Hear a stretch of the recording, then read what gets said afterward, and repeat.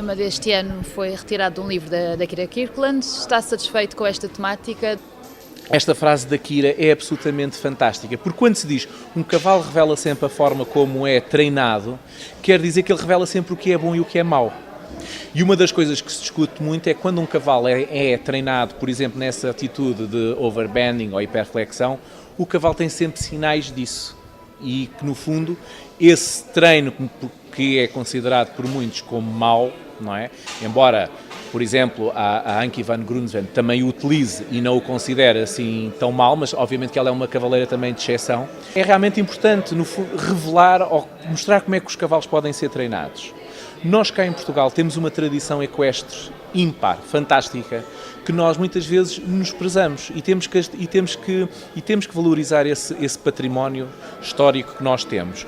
O que acontece é que competição de dressage, seja encarada como assistiu, seja discutida em termos de equitação clássica ou equitação mais desportiva, é sempre uma equitação correta, mas que possivelmente não encontra ainda um grande conhecimento nos nossos cavaleiros, na maior parte dos nossos cavaleiros. Treinadores. Claro, quando nós falamos pessoas como um Daniel Pinto, ou quando falamos pessoas como, por exemplo, o Gonçalo Carvalho ou Maria Caetano, que são pessoas que realizam todo o seu treino ao mais alto nível, obviamente essas pessoas têm já um grande conhecimento, mas a maior parte das pessoas não tem esse conhecimento, conhecem uma realidade equestre e, não menosprezando aquilo que nós já temos que conhecer também a forma mais correta, se queremos, por exemplo, trazer um cavalo para dressage. Repare que nós tivemos cá, e não quero focar todos, mas desde uma equitação que faz a ponte entre aquela que é a nossa e a desportiva, que é o caso, por exemplo, de Miguel Távora, com o máximo da equitação académica, que é a Escola de Viena, por exemplo, com a Hans Riegler ontem, quer com a Kira Kirkland, quer com o Eduardo Gal hoje, é o melhor que há. Podemos dizer que é mais clássico, mais desportivo, mas é o melhor. Isso é importantíssimo. Parece, portanto, um bocadinho redutor agora quando a Mariette encerrava o fórum e dizia que a conclusão a tirar é apenas a equitação boa e a equitação má. Falou-se disso nos 2 dias, mas afinal o que é que isto quer dizer? No fundo, resume-se sempre as pessoas, seja em que campo for. Se for falar com um escritor, ele dizem sempre que há bons escritores, há maus escritores, boa literatura ou má literatura. Se for falar com um bom músico, também vai dizer a mesma coisa. Se falar nos cavalos, exatamente a mesma coisa. Obviamente que nós, olhando, e neste caso aqui, falando um bocado mais como, se calhar, académico, não é? No âmbito da universidade, na universidade nós, obviamente, queremos desenvolver um tipo de conhecimento que seja mais coerente e seja mais sedimentado em aspectos científicos e em aspectos de investigação. Ora, nós sabemos também que quando se diz há má equitação, há boa equitação, isso é verdade. Mas algo que é muito importante, que é o cavalo, é um animal, não é? Nós não vamos poder reinventar o cavalo, podemos mais ou menos poder alterar algumas coisas de acordo com a funcionalidade que nós queremos que o cavalo tenha, não é? Agora, o que é certo é que se eu quero fazer determinadas atividades com o cavalo, eu tenho que o treinar nesse sentido. E, por exemplo, possivelmente quando se fala na equitação clássica, no fundo, e era a discussão ontem que existiu, no bom sentido, entre o Miguel Távora e a Kira Kirkland, é que ele dizia que era clássico. E ela não dizia que era clássica, dizia que havia boa e que havia má. E ele dizia, mas eu quando digo que sou clássico é porque é uma equitação que é racional, é uma equitação que é natural, é uma equitação que é estruturada. E obviamente que a dela também é tudo isso. Agora, nós se calhar poderemos dizer que uma equitação clássica é aquela equitação que consegue manter os seus princípios, independentemente se nós estamos a falar em 1600 ou 1700 ou em 2020 ou em 2040, não é? Ou seja, há uma série de princípios que se mantêm. E qual é que é esses princípios? Esses princípios serão, obviamente estou a falar da minha perspectiva, são a integridade física do cavalo, não colocar o cavalo a fazer algo que seja contra muito a sua naturalidade. Claro que se nós formos falar agora se calhar com o Pato Parelli, ele ia logo dizer, não é, que os cavalos numa vida anterior foram maridos, não é? Sofreram imenso. Mas, se nós virmos, não haver nada que faça mal à integridade física do cavalo, daí haver a questão da hiperflexão. E, por outro lado, em que se mantenham os seus andamentos naturais. No fundo, quando nós falamos de um ponto de vista da utilização da funcionalidade do cavalo, do ponto de vista profissional ou desportivo, nós queremos que o cavalo faça determinadas coisas. Quando nós falamos do ponto de vista das pessoas que são mais amadoras e que gostam do cavalo, pela beleza que o cavalo é, tudo isso junta no quê? Junta sempre na ideia que nós queremos é que o cavalo, quando está com o cavaleiro, seja o mais natural com aquilo que nós idealizamos. Não gostamos de ver um cavalo forçado, não gostamos de ver um cavalo que nós sintamos que ele está em esforço. E isso, no fundo, possivelmente é o mais clássico. Agora, se nós conseguimos ter um treinador como o Eduardo Gal a levar um cavalo absolutamente brilhante, como ele fez hoje com este lusitano que nunca tinha montado na vida, ou então no máximo do máximo, que foi, por exemplo, o caso do Totilas, e principalmente nestes últimos Jogos Mundiais, que acabou por ser, principalmente para o Eduardo Gal, foi uma tristeza porque ficou sem o Totilas, não é? Mas se nós vimos aquelas provas e vimos o que ele fez, realmente, se o cavalo consegue, no fim de todo aquele treino, numa coisa que é tão dura fisicamente de fazer, não é? Como o treino, e hoje em dia, e este fórum foi muito importante exatamente para mostrar, e para mostrar também aos nossos cavaleiros e treinadores, como o trabalho do detalhe, não é? De trabalhar sempre, saber onde é que estão as resistências do cavalo, perceber o que é que há a melhorar, as ínfimas coisas, são ínfimas coisas, não é? Que tem que se trabalhar.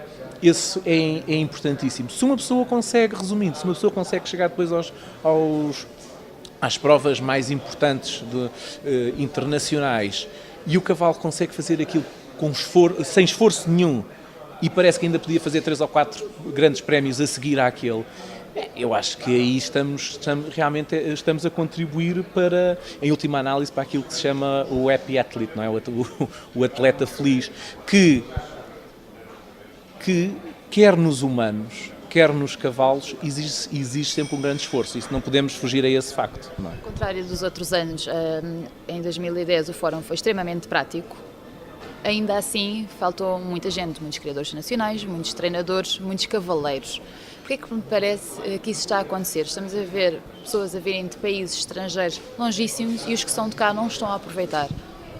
Eu penso que isso... Vamos lá ver. Eu penso que, por um lado, dentro da raça lusitana, há criadores que olham para o cavalo de uma forma muito diferente, consoante a utilização que eles próprios querem dar.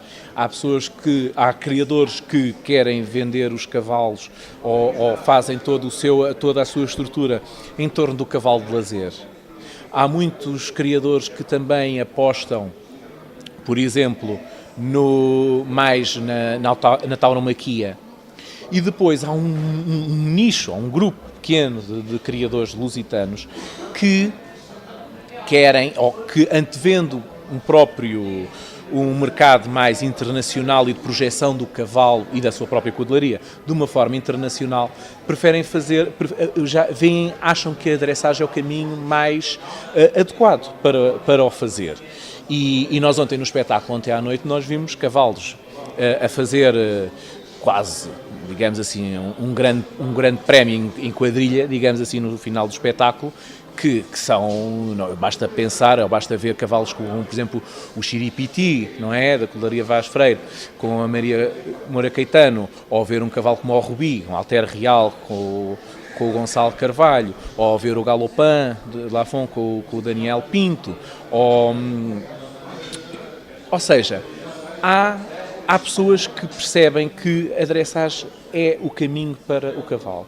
Agora, nós também temos que ver, isto foi o terceiro fórum, não é? E nós há algo que nós, muitas vezes em Portugal, nós desesperamos logo se aquilo não resulta. E uma pessoa tem que continuar, se uma pessoa acredita que este é o caminho, que é a forma mais adequada, é o que faz. Por exemplo, o ano passado, no segundo fórum, quando foi do Lusitano, as pessoas vieram dizer, mas realmente resultou. Vocês conseguiram fazer um fórum em que pela primeira vez discutiu o cavalo lusitano a sério. A PSL disse-nos isso, várias pessoas disseram-nos isso. Ou seja, foi a primeira vez que se discutiu. O professor Artur da Câmara Machado fez aqui uma conferência sobre, no fundo, as origens do cavalo lusitano, e foi importantíssima, não é? Porque, no fundo, aquilo que sabia empiricamente de que havia uma ligação sempre entre um cavalo que terá vivido sempre aqui na Península Ibérica e o nosso lusitano, que era um bocado empírico e dos livros, ele conseguiu provar através do estudo do DNA, através do estudo científico. E isso é importantíssimo, porque nós temos que credibilizar a raça, quer cá dentro, quer lá fora. Obviamente, quando fazes um fórum com esta qualidade, como nós tentámos fazer, e com os conferencistas que trouxemos, com os meios materiais que foram empregues, obviamente que é um fórum que sai caro. E sai caro até nas entradas. E por muito que nós nos tenhamos esforçado para reduzir ao máximo, nós sabemos que o fator económico também pesa, e nós estamos numa crise financeira. Mas eu penso que, ano após ano, e penso que para o ano, com o quarto fórum, então com o tal leilão do cavalo lusitano, acho que vai ser algo que vai estar sempre a crescer.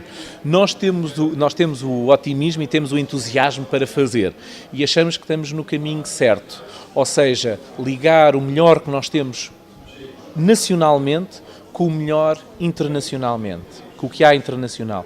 Ligar aquilo que nós temos em termos da melhor prática equestre com aquela que também pode vir de fora. E acho que na questão de não haver, assim, se calhar, tantos clientes, ou tantos clientes, neste caso, ou tantas cudelarias, ou tantos criadores, ou mesmo pessoas, treinadores ou cavaleiros, é uma questão de tempo e que cada vez vai haver mais. Foi o momento destes 2 dias que mais o marcou, a apresentação, e porquê? Olha, é muito difícil dizer isso, até por organizador, até era muito indelicado eu estar a dizer que preferia um ou outro, não é? Eu penso que a qualidade geral este ano foi elevadíssima.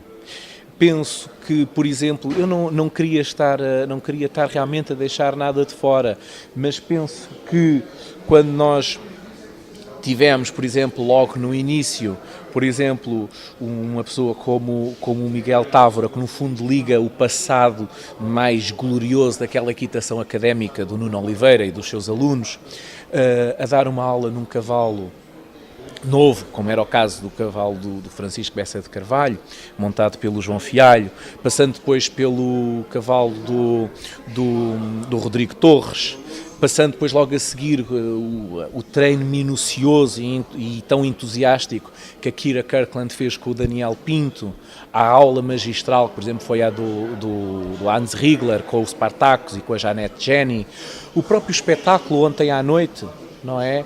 Era um espetáculo que eu acho que se devia fazer independentemente do fórum.